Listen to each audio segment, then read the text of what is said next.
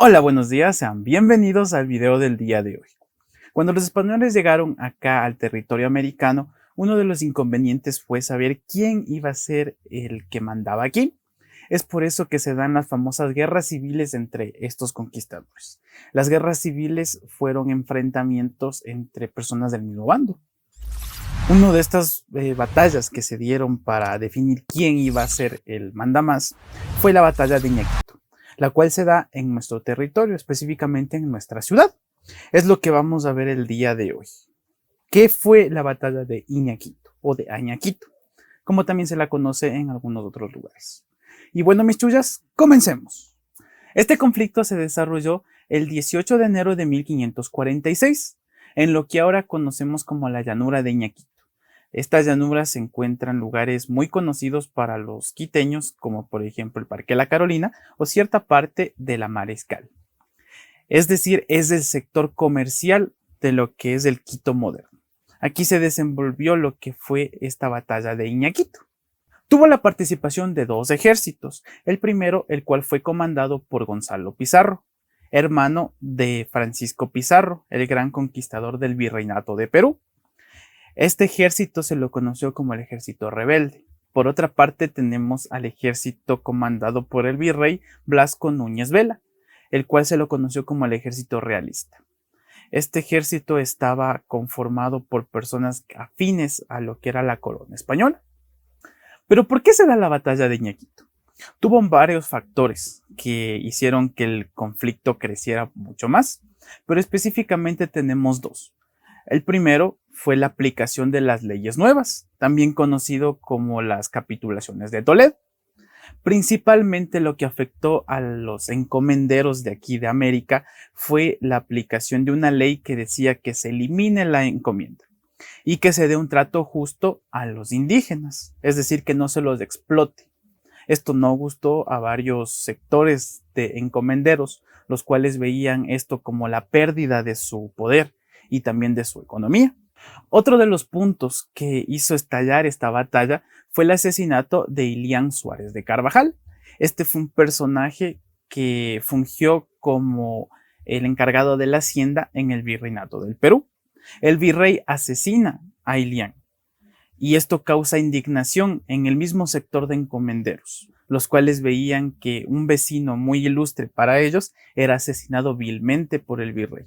Esto les molestó y ellos decidieron levantarse, tomando como su capitán o su líder a Gonzalo Pizarro, el cual era encomendero en Charcas, lo que actualmente conocemos como Bolivia. Él viaja al virreinato y comienza la lucha que terminaría en la batalla de Iñaquito. ¿Cuáles fueron los acontecimientos antes de la batalla? Primero, el 18 de septiembre de 1544 se toma prisionero al virrey Blasco Núñez Vela y se lo envía en un barco a España, exiliado de lo que era el territorio americano. Él logra escapar llegando a un acuerdo con su captor y se refugia en Tumbes para luego ir acá a la ciudad de Quito. Pero antes de eso, él hace una parada en Popayán, en donde recibe refuerzos de algunos conquistadores y otros pocos se unen a su lucha. Uno de estos es un personaje muy conocido para la ciudad, el cual fue Sebastián de Benalcázar. En ese momento él era gobernador de Popayán. Se plantea el aplicar muchas estrategias para enfrentar a este ejército rebelde, pero la más importante fue pactar con los curacas indígenas que vivían en todo ese territorio. Se llegó al acuerdo en que ellos no iban a provisionar de comida ni tampoco de refugio a este ejército realista. Esto fue un golpe muy duro para los realistas porque no llegaron al sitio que querían llegar por falta de alimentación y también de refugio.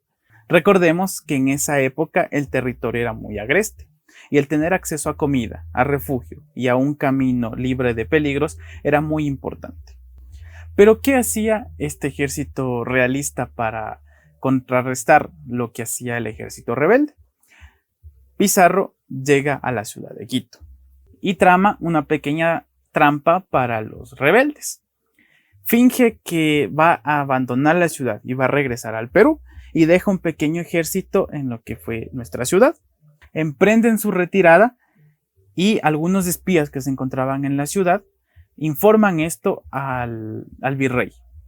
Él, viendo una retirada segura, comienza a descender desde Popayán para llegar acá a la ciudad de Quito. Pero, como les dije, esto fue una trampa. El ejército realista se encontró atrincherado en lo que era el río Guayabamba. Ya cuando se dieron cuenta de que esto era una trampa, era muy tarde y el enfrentamiento era inminente. Viendo ya sellado su destino y que la pelea iba a ser un hecho ya consolidado, deciden tomar un camino alterno para entrar a la ciudad, para dar un poco de tiempo para poder organizarse. Entran a la ciudad y el virrey pide asilo a la comunidad franciscana, los cuales le aconsejan que se retire y que todas sus tropas se dispersen para evitar la muerte. Algunos vecinos de aquí de la ciudad le decían que él únicamente había venido a morir acá a la ciudad y querían que se retire. ¿Por qué se decía que ellos iban ya a morir aquí en la ciudad? Primero, porque los ejércitos eran similares, pero algunos estaban más armados que el otro. Por una parte teníamos al ejército rebelde, estaba formado por 700 hombres, de los cuales 200 portaban arcabuces y 150 se encontraban en caballos. Ellos tenían una consigna, la cual decía: caballeros, a defender nuestra hacienda, nuestras encomiendas y nuestras libertades. Esto fue una frase muy motivacional que se daba a este ejército rebelde. Por otra parte, el ejército realista estaba conformado por un número similar de soldados. Aproximadamente se contaba con 500 o 600 efectivos. Por una parte tenían a 150 arcabuces y 100 caballos. Eran fuerzas probablemente similares, pero las fuerzas rebeldes eran mucho más experimentadas y tenían mucho más conocimiento del arte de la guerra. La consigna del ejército realista era que de Dios es la causa, que de Dios es la causa y que de Dios es la causa. Eso era lo que el virrey repetía siempre cuando le decían acerca de cómo motivar a sus tropas para la batalla. Una de las piezas más importantes para que se defina quién ganaba o no la batalla era la utilización de los arcabuces. El arcabuz fue lo que distinguió al ejército pizarrista, ya que sus arcabuceros eran más experimentados que los del virrey. Y al momento de ya el enfrentamiento, ellos eran más diestros para apuntar a las personas del otro bando. La lucha fue sangrienta. Caían personas del un bando y también del otro bando. Pero cuando caen los cabecillas realistas, se desmorona todo el ejército. Sebastián de Benalcázar es herido en el ojo y emprende una retirada. El virrey es alcanzado por una bala y cae de su caballo. Cuando los soldados del ejército rebelde lo atrapan y lo llevan hacia sus líderes, no lo reconocen porque él portaba un unco. Un unco era una prenda similar a una camiseta que era tejido por los indígenas. Aquí hay dos versiones acerca de por qué hizo esto. Una decía que era por reivindicar el honor de los indígenas, porque las capitulaciones de Toledo ayudaban a que ellos no sean explotados ni se dilapidaran sus derechos. Otra parte decía que él utilizó este unco para que no lo reconocieran y se hiciera pasar por un indígena. Porque recordemos, aquí no únicamente hubo españoles, también se encontraban indígenas y mulatos que peleaban en un bando y otro. Después reconocen que era el virrey y llaman a uno de sus generales, el licenciado Benito Suárez de Carvajal. ¿Recuerdan este apellido? Era hermano de Ilián Suárez de Carvajal, el cual había sido asesinado por el virrey. Él en venganza quiso matar por sus propias manos al virrey. Pero Pedro de Puelles, el cual estaba a favor del ejército realista, un dato es que él fue uno de los encomenderos más importantes de aquí de la ciudad de Quito, él también era presidente del Cabildo Colonial. Entonces él estaba muy pegado a lo que era el poder realista. Retomando, él vuelve a hablar con Benito Suárez de Carvajal y le dice que es una bajeza terminar con la vida de una persona que ya estaba en sus últimos momentos. Es por eso que Benito ordena a uno de sus esclavos, un mulato, que le corte la cabeza al virrey, para así terminar con la vida de este personaje y ejecutar su venganza. ¿Cuáles fueron las consecuencias de esta batalla de Iñaquito? Por una parte tenemos que el ejército realista fue aniquilado.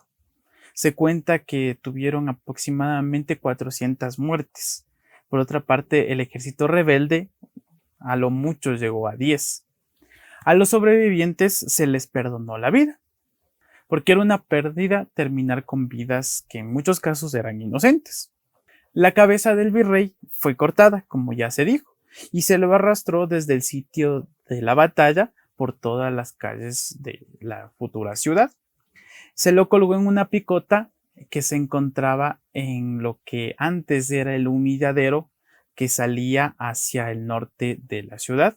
En este humilladero se construyó una capilla que en esa época se la conoció como la Capilla de la Veracruz, que posteriormente fue cambiado su nombre a la Capilla del Belén, la que se cree fue la primera iglesia de aquí de Quito, pero no es así. Si les interesa saber acerca de la primera iglesia de la ciudad, les dejo un video por aquí. Los restos del virrey fueron enterrados en la catedral y posteriormente fueron enviados a Ávila, en España, el lugar en donde él había nacido. Así terminó una de las batallas que definieron esta guerra civil entre los conquistadores, la famosa batalla de Iñaquito. Si les gustó el video, suscríbanse al canal, denle un like, compartan con las personas que crean que les puede interesar este contenido. Muchas gracias.